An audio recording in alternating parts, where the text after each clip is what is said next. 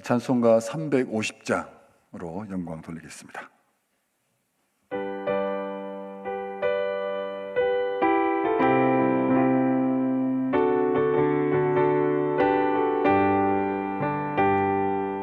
우리들이 싸울 것은 혈기 아니요, 우리들이 싸울 것은 육체 아니요, 마귀 권세 맞서 싸워 깨쳐버리고 죽을 영혼 살릴 것일세.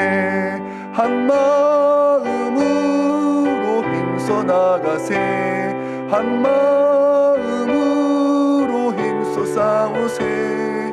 악한 마귀 군사들과 힘써 싸워서 승전고를 울리기까지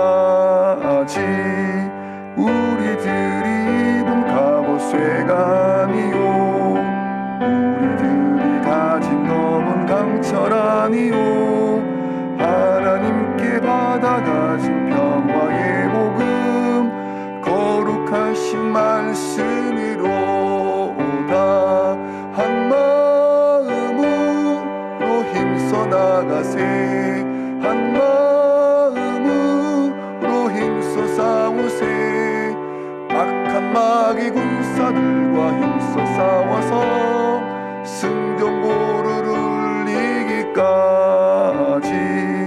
악한 마귀 제압 우리 강할지라도 우리들의 대장 예수 앞서가시니 주저 말고 용감하게 힘써 싸우세. 최후 승리 얻을 때까지 한 마음으로 힘써 나가세, 한 마음으로 힘써 싸우세. 악한 마귀 군사들과 힘써 싸워서 승전고를 울리기까지. 죄악 중에 빠진 사람 죄를 뉘우쳐 십자가에 달린 예수 믿기만 하면 위태한 데 빠진 영혼 구원 얻어서 천국 백성 될 것임일세. 한 마음으로 힘써 나가세, 한 마음으로 힘써 싸우세. 악한 마귀 군사들과 힘써 싸워서 승전고를 울리기까지. 새벽에 주신 이런 말씀은 고린도후서 2장 5절에서 11절 말씀입니다. 고린도후서 2장 5절에서 11절 말씀 교독하도록 하겠습니다. 제가 5절 먼저 읽습니다. 근심하게 한 자가 있었을지라도 나를 근심하게 한 것이 아니요, 어느 정도 너희 모두를 근심하게 한 것이니 어느 정도라 하면 내가 너무 지나치게 말하지 아니하려 함이라. 이러한 사람은 많은 사람에게서 벌 받는 것이 마땅하도다. 그런즉 너희는 차라리 그를 용서하고 위로할 것이니 그가 너무 많은 근심에 잠길까 두려워하노라. 그러므로 너희를 권하노니 사랑을 그들에게 나타내라. 너희가 범사에 순종하는지 그 증거를 알고자 하여 내가 이것을 너희에게 썼노라. 너희가 무슨 일인지 누구를 용서하면 나도 그리하고 내가 만일 용서한 일이 있으면 용서한 그것은 너희를 위하여 그리스도 앞에서 한 것이니. 같이 읽겠습니다. 이는 우리로 사탄에게 속지 않게 하려 함이라. 우리는 그 계책을 알지 못하는 바가 아니로라. 아멘. 아멘. 이 고린도 후서의 말씀을 이제 읽어보면 이 사도 바울이 이 참 문제 많은 이 고린도 교회를 정말 사랑하고 있구나라는 것을 우리가 쉽게 알 수가 있습니다. 이 고린도 교회를 생각하는 바울의 그 개인적인 마음은 뭐냐면 근심하는 마음입니다. 걱정이 되는 마음이죠. 어떡하노? 막 이런 뭐 잠이 잘 안 오는 것 같습니다. 생각하면 마음이 아리고 또 이런 생각이 많이 들었죠. 이 본문 2장만 봐도 근심이라는 단어가 여기저기에 가득합니다. 이 교회에 바울파, 아볼로파, 베드로파, 그리스도파, 뭐 대파, 양파, 뭐 이런 파들이 이렇게 여기저기에 교회를 다 분열시켜 놔 버렸습니다. 근친 상간의 이 행음의 문제가 교회 안에서 있었습니다. 교회 밖의 일이 그대로 교회 안에 있었고, 이혼 문제, 우상 제물 문제, 제사 문제, 은사의 문제, 뭐 이런 여러 복잡한 일들이 한두 가지가 아닙니다. 무엇보다도 이 바울 자신에 대한 사도권에 대한 이 도전, 즉 바울이 전한 이 그 복음에 대한 도전을 하고 있는 거죠. 다른 복음에 대해서 더 관심을 갖는 이런 일들이 여기저기에서 계속해서 일어나니 뭐 근심 안 할 수가 없습니다. 이런 문제가 가득한 교회에 바울이 어떻게 했느냐, 그 교회를 어떻게 대하고 있느냐가 바로 이 고린도 전후서의 말씀인데요. 오늘 본문을 통해서는 보면 당장 이 고린도 교회로 막 찾아가서 잘못을 꼬집고 책망하고 지적하고 따지고 또 치리하고 이렇게 바울이 세운 그 교회 이기 때문에 가서 막 뒤집어 놓을 수도 있지만 어떻게 하면 그렇게 하면 시원할 수도 있겠지만 그렇게 하지 않습니다. 어떤 사람은 빨리 오라고 와서 이 문제를 당신이 주도적으로 가서 좀 해결해 달라 이런 사람도 있는 반면에 거기 오는 게 불편한 사람도 있는 겁니다. 오지 말라고 하는 사람도 있고 이런 여러 가지 상황 속에서 바울은 어떤 결정을 내리냐면 직접 가지 않고 편지를 보냅니다. 어떤 편지를 보내느냐? 눈물의 편지를 보냅니다. 이 고린도 교회에 바울이 편지를 많게는 4번 정도 이렇게 보냈다고 하는데 이 고린도 전서와 후서 사이에 좀 분명한 것이 있는데 한 3번째쯤 되는 편지인 것 같은데요. 그 별칭이 뭐냐면 눈물의 편지입니다. 눈물의 편지를 이렇게 보냈는데 2장 4절을 보면 이런 말씀이 있습니다. 내가 마음에 큰 눌림과 걱정이 있어 많은 눈물로 너희에게 썼노니 이는 너희로 근심하게 하려 한 것이 아니요 오직 내가 너희를 향하여 넘치는 사랑이 있음을 너희로 알게 하려 함이라 라고 하면서 눈물의 편지를 쓴 겁니다. 한 절 한 절 적을 때마다 그 안에 정말 그 교회를 향한 사랑의 마음을 담아서 편지를 썼죠.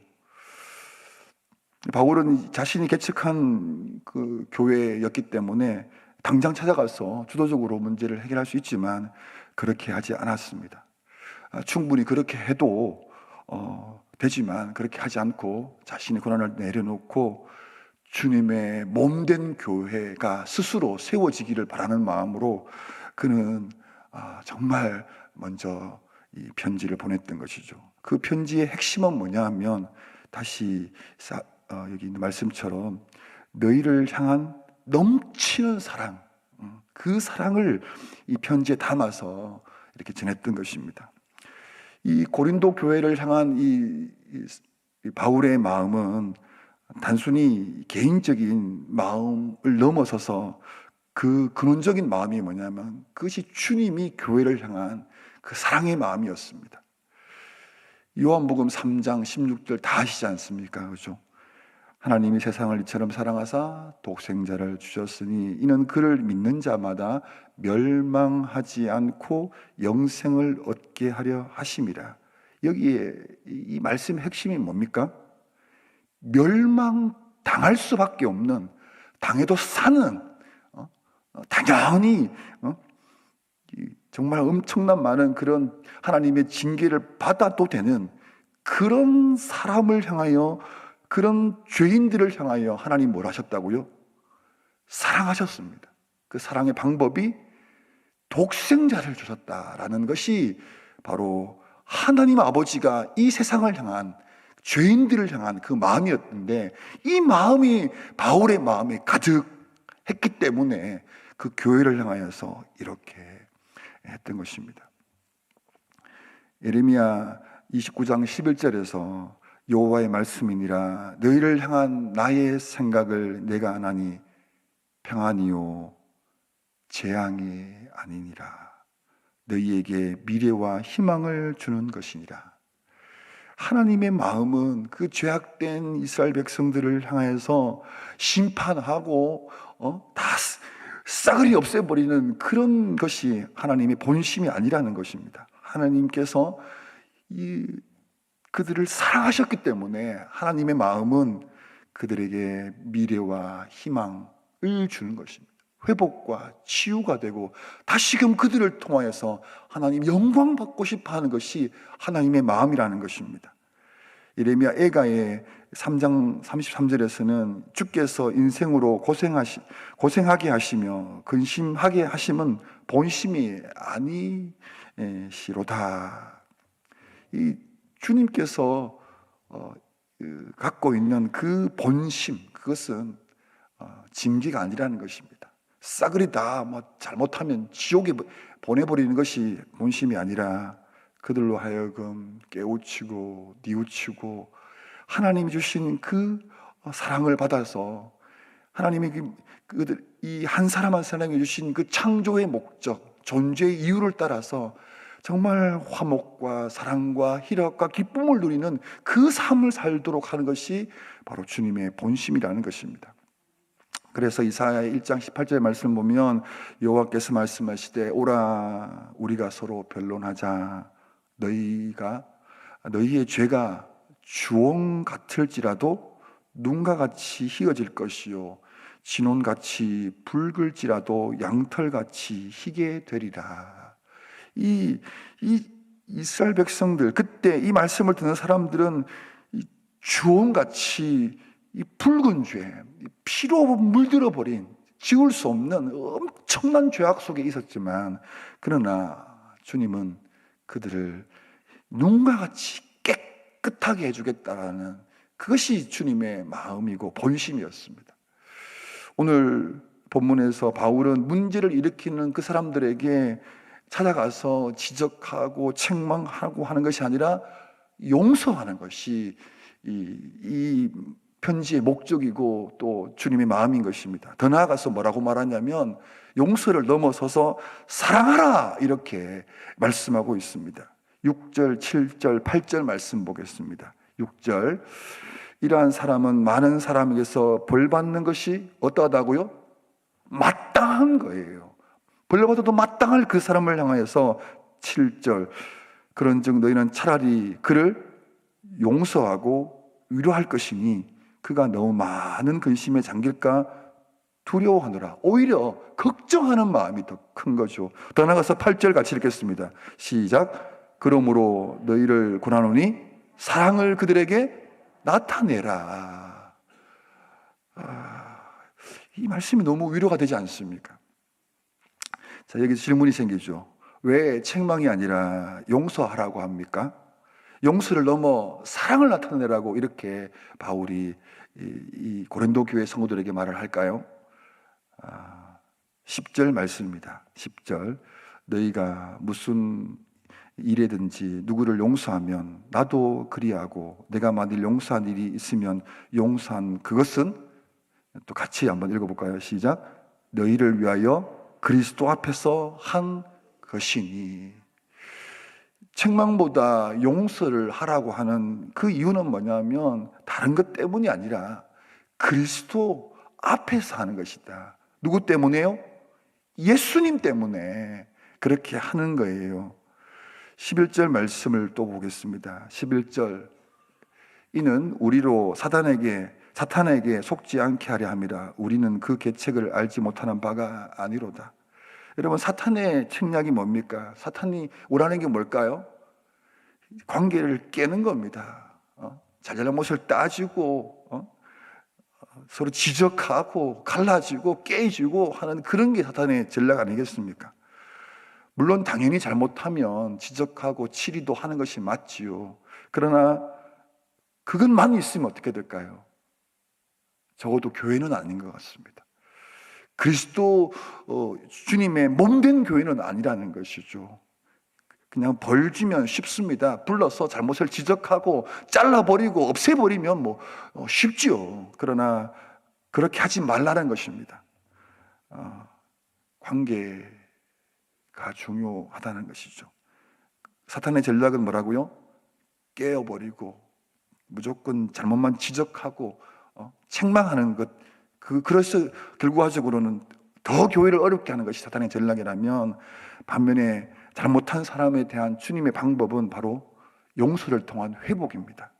바울은 자신의 인간적인 마음으로 생각할 때 자신을 대적하고 교회를 분열시키고 혼란하게 한 그들에 대해서 용서하는 것이 쉬웠을까요? 결코 쉽지 않습니다.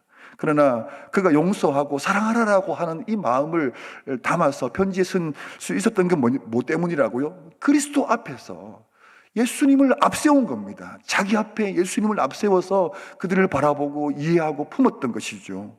성도들이 서로에 대해서 사랑하는 그 마음, 또 용서하는 마음, 그것은 인간적인 관계로, 인간적인 어떤 생각으로 하는 것이 아니라 바로 주님의 방법으로, 주님의 마음으로 그렇게 따르고 순종할 때, 그때 비로소 용서할 수 있고 사랑할 수 있다라는 것입니다.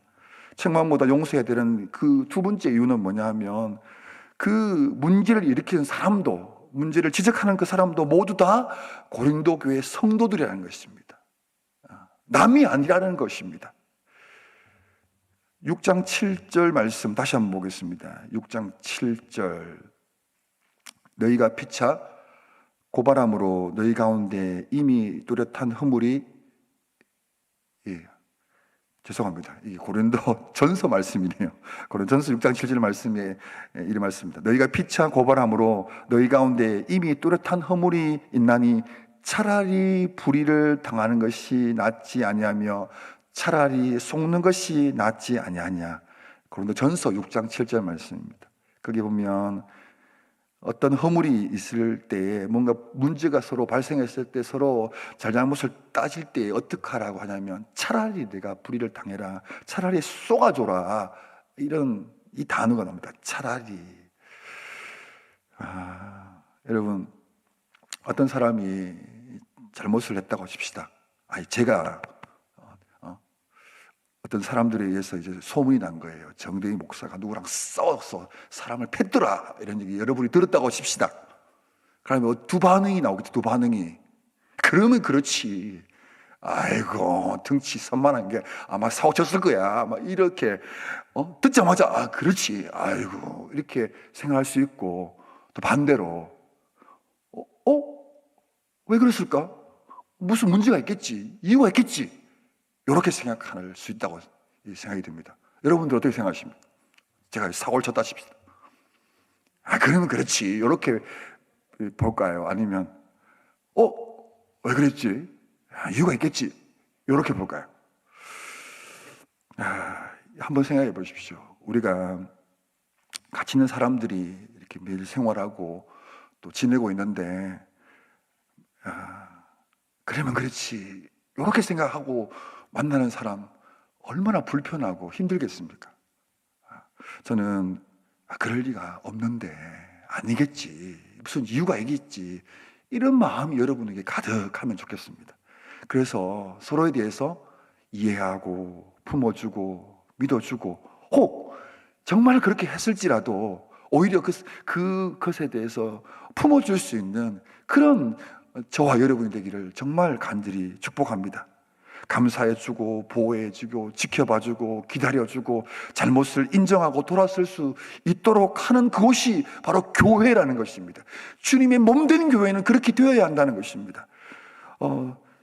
회복을 위해서 품어주는 그것이 바로 치리의 근원적인 마음입니다. 잘못을 지적하는 마음은 책망이 목적이 아니라, 잘라내는 게 목적이 아니라, 잘못을 인정하고 돌아서고 다시금 회복되는 것이 목적이겠죠. 우리 가음정교회 모든 성도들은 정말 서로를 품어주고 이해하고 용서해주고 더 나아가서 사랑해 줌으로써 그 사랑하는 모든 우리 성도들이 우리 교회를 통해서 서로를 통해서 더 성숙해질 수 있는 그런 관계들이 되었으면 좋겠습니다. 지난 주일 며칠 전 설교 제목이 뭔지 아십니까? 그래도 공동체다. 우리는 모두 한 몸을 이루는 공동체다. 교회를 건강한 공동체로 세우는 것은 선택이다? 필수다. 그럼 어떻게 할까요? 헌신해야 한다. 서로 다름을 인정하고 서로를 존중해야 한다. 주님을 의지해서 서로 용서하고 용납해야 한다. 목장 예배를 비롯한 목장의 일에 대해서 헌신해야 된다. 이런 말씀을 우리는 들었습니다. 여러분, 왜 우리가 서로를 받아주고 이해해주고 품어주고 해야 될까요? 남이 아니라는 거예요. 남처럼 느껴질 때는 당연하죠. 저거 없으면 내가 더 많이 먹을 수 있고 저 사람 없으면 내가 더 높아질 수 있는데 왜 그렇게 하겠습니까? 그런데 우리는 뭐죠? 하나님을 아버지라 부르는 하늘 가족이지 않습니까? 사랑하는 내 새끼가, 내 남편이, 내 아내가, 내 아버지가 잘못하면 책망하고 지적하고 쫓아냅니까? 아니면 오히려 더 감싸주고 품어주고 이해해주고 감싸줍니까? 우리는 한 몸으로 부름받은 교회의 거룩한 공동체입니다. 세상은 잘못을 지적하고 드러내고 잘라내는 것이 세상의 방식이라면 오늘 이 말씀 앞에서 바울이 그 고린도 교회를 향하여서 자기를 대적하고 분열하고 그랬던 그들을 향하여서 용서하라고 사랑하라고 했던 이 말씀이 여러분을 받으시고 이 말씀 받아서 우리도 서로 받아주고 이해해주고 실수하면 지적질하고 드러낸 것이 아니라 이유가 있겠지, 뭔가 어려움이 있었겠지라고 그런 서로를 사랑하고 섬기는 그런 공동체 되기를 축복합니다. 기도하겠습니다. 하나님 아버지 감사합니다. 우리를 교회로 불러주셔서 감사합니다. 주님의 몸된 교회 하늘 가족으로 불러주셔서 감사합니다. 우리는 실수 많고 허물 많고 부족한 것 많고 우리의 말을 때로는 실수하기도 하고 잘못하기도 하는데 이런 우리를 내치고 지적하고 잘못으로 오해하고 그렇게 하는 것이 아니라 오히려 이유가 있겠지. 그러니까 내가 품어야지. 내가 사랑해줘야지. 다시 회복될 수 있도록 내가 도와줄 거야 라는 그런 주님의 마음을 품는 그런 성도들이 하나님 우리 가음정교회에 가득할 수 있도록 도와주시옵소서. 사도 바울이 고린도 교회를 향해서 그렇게 하라고 오늘 말씀을 전하고 있는데 이 말씀 우리도 받아서 하나님 아버지 품어주고 용서해주고 더 나아가서 사랑하는 그런 건강한 공동체가 되게 해주시옵소서. 지난 주일 담임 목사님을 통해 주신 이 말씀 우리가 모두가 받게 해주셔서 정말 우리의 마음이 인간적인 마음으로 삐뚤어지는 것이 아니라 주님의 마음으로 서로를 향하여서 하나님 부드러운 마음을 갖게 해주시고 품을 주려는 마음이 있고 또 다른 사람을 향하여 비방하고 잘못되게 이상한 말을 하는 그 사람을 오히려 불러서 그렇지 않다고 그것은 주님의 마음이 아니라고 오히려 교정하면서 더 이해하고 품어주는 그런 우리 가음정교회가 되게 하여 주시기를 원합니다. 하나님 아버지 우리 교회 안에 이상한 얘기가 있습니까? 주님께서 다 거두가 주시옵소서. 성도들이 서로 기도하면서 품으면서 선하고 격려의 말, 위로의 말 품어주는 그런 건강한 교회로 주님이 우리 교회를 꼭 붙들어 주시기를 간절히 원합니다. 하나님 아버지 오늘 교회에서 청춘대학을 이제 새롭게 시작합니다. 어르신들 그분들에게 사랑을 전하려고 합니다. 우리가 작은 섬김으로서 그분들 앞에 하나님 섬기는데 이 섬김만 받는 것이 아니라 그 섬김 뒤에 있는 하나님의 놀라운 사랑을 그 구원의 복음을 들어서 구원받는 우리 청춘대학의 어르신들 다 되게 해주시고 우리 교회가 지역을 섬기고 있는 이 주님의 사랑의 마음이 또 이 어르신들의 입을 통해서도 하나님 이 지역에 흘러갈 수 있도록 도와주시옵소서. 섬기는 분들 한 분 한 분 축복하여 주시고 주님을 대신해서 기쁜 마음으로 즐거운 마음으로 식사를 준비하고 가르치고 또 노래하는 일들을 잘 감당할 수 있도록 도와주시옵소서. 고신총회가 계속되고 있습니다. 우리 담임 목사님 참 귀한 일들을 감당하고 계신데 하나님, 또 장로님들도 참여했습니다. 건강하게 지켜주시고 모든 일정을 잘 마무리해서 우리 고신교회가 하나님 앞에 잘 세워질 수 있는 귀한 총회가 될 수 있도록 도와주시옵소서. 또 이 하루를 시작합니다. 하나님, 새벽을 깨운 우리 성도들 주님께서 은혜 주시고 또 이 하루를 살아갈 지혜를 주시고 또 기도하는 제목들의 응답을 주심으로 말미암아 이 하루가 복되게 하여 주시옵소서. 예수님의 이름으로 기도합니다. 아멘. 자유롭게 기도하시겠습니다.